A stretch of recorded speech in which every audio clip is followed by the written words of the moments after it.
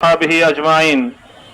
বাংলাদেশ খেলাফত মজলিস ঢাকা মহানগরের উদ্যোগে আয়োজিত আজকের এই গণমিছিল পূর্ব সমাবেশে উপস্থিত সংগ্রামী সভাপতি, উপস্থিত বাংলাদেশ খেলাফত মজলিসের কেন্দ্রীয় নেতৃবৃন্দ, সমবেত বিক্ষুব্ধ বাংলাদেশ খেলাফত মজলিসের নেতাকর্মী ও সংগ্রামী দেশবাসী, বাংলাদেশ 2024 সালের জুলাই বিপ্লবের মধ্য দিয়ে যে এক ফ্যাসিবাদ মুক্ত বাংলাদেশ গড়া হয়েছে, হাজারো মায়ের বুক খালি হয়েছে, অসংখ্য যুব ও তরুণ প্রাণ বিসর্জন দিয়েছে, এই রক্তের স্রোত প্রবাহিত হয়েছে।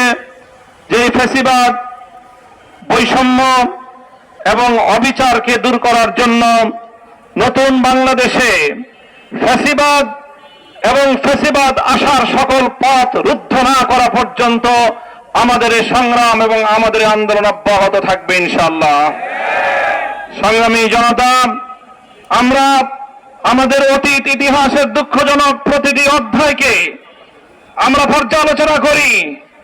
কিভাবে ৭১-এর পর মহান মুক্তিযুদ্ধ, জালিমের বিরুদ্ধে যে মজলুমের লড়াই ছিল, মানুষের ভোটের অধিকার প্রতিষ্ঠার জন্য ৭০-এর জাতীয় নির্বাচনের ফলাফলকে যারা ছিনতাই করেছিল, সেই ছিনতাইকারীদের বিরুদ্ধেই ১৯৭১-এর মহান মুক্তিযুদ্ধ সংগঠিত হয়েছিল।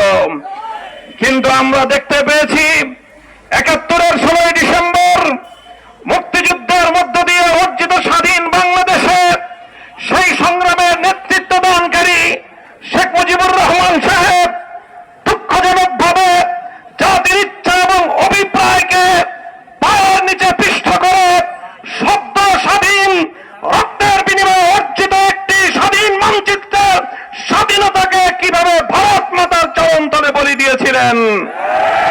আমরা দেখেছি ৭২ সালে শ্রীমতী ইন্দিরা গান্ধীর কাছে গিয়ে বাংলাদেশে নতুন ভাবে সংবিধান তৈরি করবার প্রেসক্রিপশন নিয়ে আসলেন। আর এভাবে ১৯৪৭ থেকে ১৯৭১, ২৪ বছরের এই পূর্ব পাকিস্তানের আমলে আওয়ামী লীগ অথবা কোন রাজনৈতিক দল যেখানে কোনোদিনও ধর্ম নিরপেক্ষতার কোন আওয়াজ তুলেনি, ৭২-এর সংবিধান তৈরির সময় ভারতের সংবিধানের কপি পেস্ট করে বাংলাদেশের সংবিধানের মৌলনীতির জায়গায় ধর্মনিরপেক্ষতাকে স্থান দিয়ে প্রকারান্তরে বাংলাদেশের স্বাধীনতা ভারতের কাছে বিক্রি করা হয়েছে।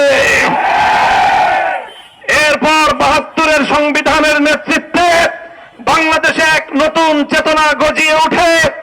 দুঃখ এবং পরিতাপের বিষয়, ৫৩ বছর পর্যন্ত ৭১-এর মুক্তিযুদ্ধের নামে ৭২-এর ভেজাল চেতনা বাংলাদেশে সরবরাহ করা হয়েছে। আর সেই ৭২-এর চেতনার বিরুদ্ধে যারা যখন দাঁড়িয়েছে, যারা যখন ৭২-এর এই ভারতীয় আধিপত্যবাদের বিরুদ্ধে ধর্মনিরপেক্ষতার নামে চাপিয়ে দেওয়া ভারতীয় এই পচামানের বিরুদ্ধে যারাই সংগ্রাম করেছে, তাদেরকে রাজাকার ট্যাগ দেওয়া হয়েছে, তাদেরকে মুক্তিযুদ্ধের বিপক্ষ শক্তি বলে আখ্যায়িত করার পায়তারা চালানো হয়েছে। আর এভাবেই ৭২-এর ভারতীয় সংবিধানের চেতনার ভিত্তিতে দেশকে দুই ভাগে বিভক্ত করার এক অশুভ তৎপরতায় ৫৩ বছর পর্যন্ত লিপ্ত ছিল বাংলাদেশ বিরোধী অপশক্তি। সংগ্রামী সাথী ও বন্ধুগণ, সেই দেশ বিরোধী ষড়যন্ত্রের খেলা খেলতে খেলতে ফ্যাসিবাদের নেত্রী, বাংলাদেশের খলনায়িকা শেখ হাসিনা, আমার দেশের বৈষম্য বিরোধী আন্দোলনের মহানায়ক ৪ কোটি ছাত্র জনতাকে যখন রাজাকারের বাচ্চা বলে গালি দিয়েছিল, তখনই দেশের মানুষ চূড়ান্তভাবে সিদ্ধান্ত গ্রহণ করেছিল ভারতের সেবাদাসী বাংলার ক্ষমতার মসনদে থাকতে পারে না। আজ ২৪-এর গণঅভ্যুত্থান পরবর্তী বাংলাদেশে আমরা পরিষ্কার ভাষায় বলতে চাই, ৭১-কে যেভাবে ৭২-এর চেতনা দিয়ে বিক্রি করা হয়েছিল, ৭১-এর চেতনার পরিবর্তে যেভাবে ৭২-এর চেতনা দাঁড় করানো হয়েছিল,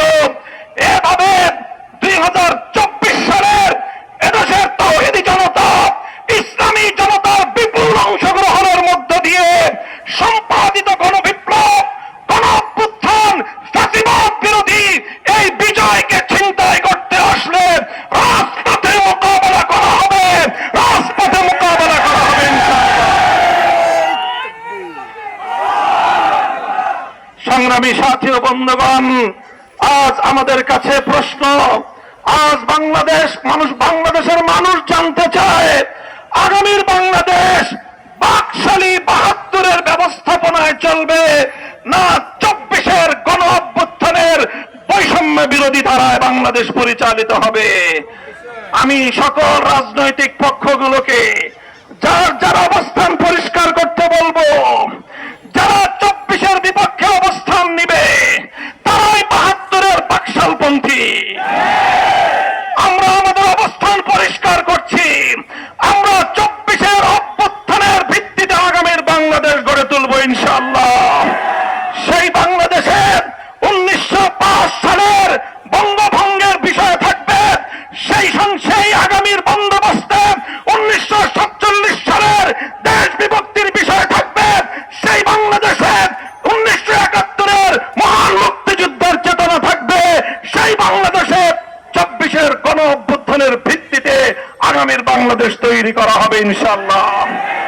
সংগ্রামী সাথী ও বন্ধুগণ, তাই আজ আমাদের এখনকার সবচেয়ে বড় প্রশ্ন হলো ২৪-এর জুলাই সনদ, সেই জুলাই সনদের আইনি ভিত্তি, এটা আগামীর বাংলাদেশের বাঁচা মরার প্রশ্ন। ২৪-এর জুলাই সনদের আইনি ভিত্তি ২৪-এর গণ অভ্যুত্থানের রাষ্ট্রীয় স্বীকৃতির প্রশ্ন। ২৪-এর জুলাই সনদের আইনি ভিত্তি আমার হাজার হাজার মায়ের কোল খালি করা আমাদের শহীদদের পবিত্র রক্তের প্রতি শ্রদ্ধার প্রশ্ন। ডক্টর ইউনূস সাহেব সহ অন্তর্বর্তীকালীন সরকারকে আমরা প্রশ্ন করতে চাই, আমাদের যে সকল সন্তানদের বুকের রক্তের উপর ক্ষমতার মসনদে আপনারা বসেছেন, আজও পর্যন্ত জুলাই সনদকে আইনি ভিত্তি প্রদান করতে পারেন নাই। লজ্জা হওয়া উচিত আপনাদের। আপনারা নির্বাচন নিয়ে তড়িঘড়ি করছেন, নির্বাচনের তফসিল ঘোষণার প্রস্তুতি গ্রহণ করছেন, নির্বাচনের আসন পুনর্বিন্যাস করছেন, অথচ ২৪-এর আমার সকল শহীদের রক্তের প্রতি শ্রদ্ধা জানানোর রাষ্ট্রীয় নিদর্শন জুলাই সনদের আইনি ভিত্তির ব্যবস্থা এখনো করেন নাই। পরিষ্কার ভাষায় বলতে চাই, জুলাই সনদের আইনি ভিত্তি প্রদান করে তার ভিত্তিতে আগামী ফেব্রুয়ারিতে বাংলাদেশের ত্রয়োদশ জাতীয় সংসদ নির্বাচন অনুষ্ঠিত হবে। বিকল্প কোন চিন্তার সুযোগ বাংলার মাটিতে নাই। এজন্য আমাদের স্পষ্ট দাবি, রাষ্ট্রপতির আদেশের মাধ্যমে প্রাথমিক জুলাই সনদের আইনি ভিত্তির প্রাথমিক মর্যাদা প্রদান করতে হবে। এরপর আগামী জাতীয় নির্বাচনের উল্লেখযোগ্য পূর্ব সময়ে একটা যৌক্তিক সময় হাতে রেখে গণভোটের মাধ্যমে জুলাই সনদকে গণভিত্তি এবং রাষ্ট্রীয় আইনি ভিত্তি প্রদান করতে হবে। সেই জুলাই সনদের ভিত্তিতেই ত্রয়োদশ জাতীয় সংসদ নির্বাচন অনুষ্ঠিত হতে হবে। এর কোন ব্যত্যয় বাংলার মানুষ মানবে না, জুলাই যোদ্ধারা মানবে না। প্রয়োজনে আবার রাস্তায় নামবে, আবার যুদ্ধ হবে।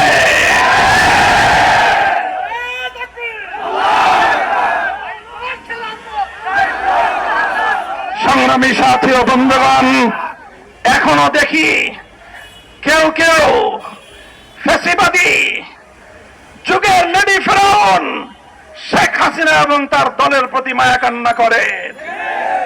আপনাদেরকে বলবো, গুম কমিশনের পক্ষ থেকে যে ডকুমেন্টারি তৈরি করা হয়েছে অন্তত সেটা দেখুন, কিভাবে শেখ হাসিনা এবং তার দোসরেরা বাংলাদেশ রাষ্ট্রযন্ত্রকে দেশের জনগণের বিরুদ্ধে ব্যবহার করেছিল, কিভাবে ঘরে ঘরে মায়ের কোল খালি করা হয়েছিল, কিভাবে আয়নাঘরগুলোতে মানবতা টুকরে কেঁদেছিল, কিভাবে মানুষকে অসম্মান আর অপমান করার এক ভয়াল জনপদে পরিণত করা হয়েছিল বাংলাদেশকে। গোটা আওয়ামী লীগ শেখ হাসিনা থেকে ইউনিয়ন এবং ওয়ার্ড লেভেল পর্যায় পর্যন্ত আওয়ামী লীগ, যুবলীগ, ছাত্রলীগের প্রতিটি নেতা কর্মী এই খুন এবং গুণের সঙ্গে প্রত্যক্ষভাবে জড়িত ছিল। বিচার করতে হবে তাদের। তাদের বিচার নিশ্চিত না হওয়া পর্যন্ত বাংলাদেশের রাজনীতিতে তাদের পুনর্বাসনের দুঃস্বপ্ন যেন কেউ না দেখেন। সংগ্রামী সাথী ও বন্ধুগণ, বাংলাদেশ খেলাফত মজলিস ঘোষিত 5 দফা দাবি আদায়ের জন্য আজকের এই গণমিছিল থেকে আগামী 12ই অক্টোবর গোটা বাংলাদেশের প্রতিটি জেলায় জেলায় প্রধান উপদেষ্টা বরাবর স্মারকলিপি প্রদানের কর্মসূচি ঘোষণা করছি। আপনারা এই কর্মসূচি বাস্তবায়ন করবেন তো ইনশাআল্লাহ? জুলাই সনদের আইনি ভিত্তি অর্জন করেই আমরা ঘরে ফিরবো ইনশাআল্লাহ। আগামী 12ই অক্টোবর, আবারও বলছি, আগামী 12ই অক্টোবর প্রতিটি জেলায় জেলায় ডিসির মাধ্যমে ডিসি কার্যালয়ে প্রধান উপদেষ্টা বরাবর 5 দফা দাবি আদায়ের লক্ষ্যে স্মারকলিপি প্রদান করা হবে। আমরা ধাপে ধাপে আন্দোলনকে চূড়ান্ত পর্যায়ে নিয়ে যেতে চাই। আমরা কোনো হঠকারিতা করতে চাই না, কিন্তু মনে রাখবেন, পিঠ যদি দেয়ালে থেকে যায়, যা করতে হয় জুলাই সনদের ভিত্তিতে আগামী নির্বাচনের দাবি আদায় করার জন্য আমরা সেটা করতে প্রস্তুত থাকবো ইনশাআল্লাহ। সকলকে আগামী দিনের সংগ্রামে